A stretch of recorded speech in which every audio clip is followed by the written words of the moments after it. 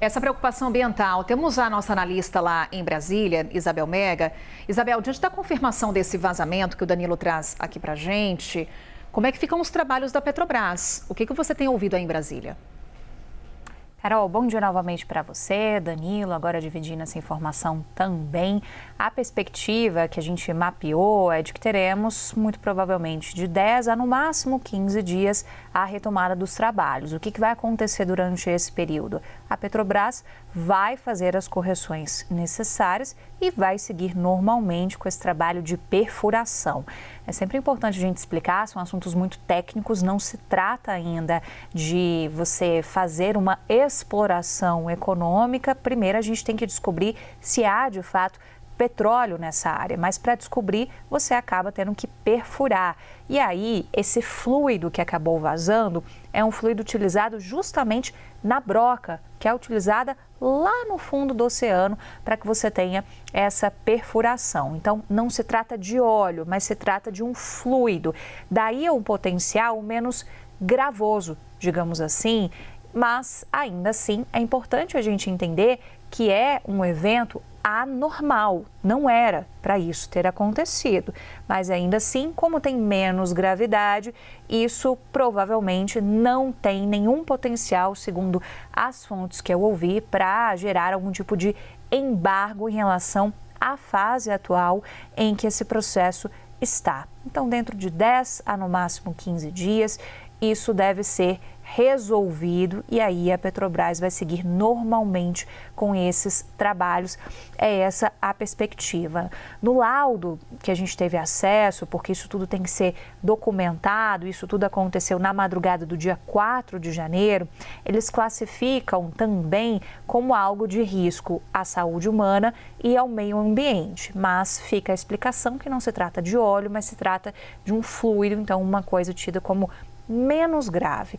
Isso chama atenção, sobretudo porque a gente tem um interesse político muito grande em relação a essa exploração. A gente acompanhou muito bem de perto aqui no Novo Dia, né, Carol e Danilo, como foi todo esse processo, como houve uma espécie de pressão em torno do IBAMA para que pudesse destravar os procedimentos todos técnicos que são exigidos para você dar as liberações. O IBAMA no início estava encrencando muito com a falta de um plano de mitigação de impactos ambientais para a região e as consequências que um vazamento, e aí, por exemplo, um vazamento de óleo, que seria algo muito mais substancial, poderia ter, porque é o risco que é colocado em relação a um processo desse tipo.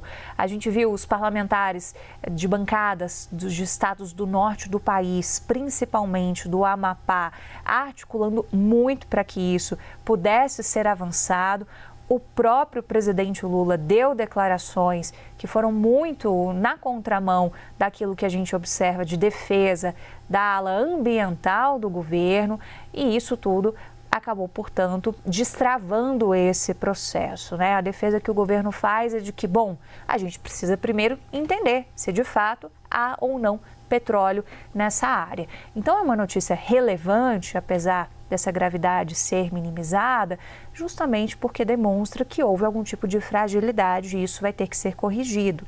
É uma notícia que a gente tem que acompanhar muito bem de perto, porque em outros cenários em que você poderia ter impactos maiores, aí se vaza óleo, você tem um efeito mais nocivo até para a continuidade da operação, mas principalmente de pensar nos impactos que isso tudo poderia trazer para a fauna dessa região a 175 quilômetros ali da margem realmente, da faixa de terra, digamos assim, do estado.